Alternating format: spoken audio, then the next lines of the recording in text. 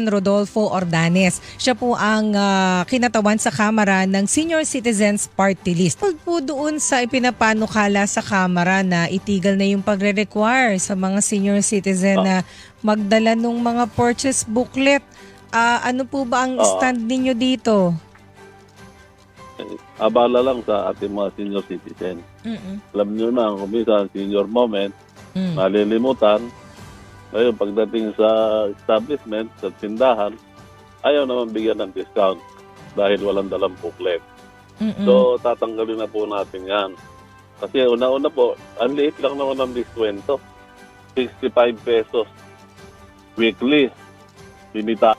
Gulay, karne sa mga supermarket po yung Hindi po lahat hindi lahat sakop Pero meron listahan, yung basic necessities at prime commodities, yun lamang ang sakop. Yung gulay, hindi naman sakop yan nung yung guideline na sa karne yata po, no, karne. Oo. May listahan po ron sa booklet. So, pero isipin mo naman, maximum lang na pwedeng entitled sa discount is 1,300. So, 65 pesos lamang yun. Oo nga, ang liit. So, biro mo, gatalin mo pa yung booklet. Ang madi-discount mo lang, 65 pesos. Di ba, malaking abala rin sa ating mga senior.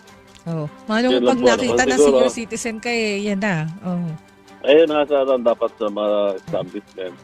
Hindi na kailangan niya yung booklet, senior citizens ID, kung nagpa-purchase. Kasi physically, makikita mo naman yung itsura ng senior, kung ito ba talaga ay senior citizen.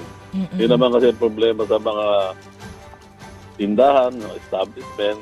Diba, parang halos namamalimos na lamang kami mga senior citizen sa kanila. Napakaliit lang naman po ng aming diskwento. Sa mga gamot na mayroong prescription, diba, number of tablets ang kailangan nakalagay naman doon sa prescription kung ilan na yun na purchase. Halimbawa, 30 yung kailangan o kulang ang pera, bibili lang ng 5, nilalagay naman po sa reseta kung ilan na yun nabili. Nasa reseta na. Hindi maiwasan yung sobra. Nilalagay sa reseta kung ilan na yung na-purchase doon sa prescription. At regarding po sa yung over-the-counter, siguro po, sama sa amendment namin gagawin ng mga over-the-counter, kailangan nagamot, ay kailangan bigyan na rin ng discount ng mga senior.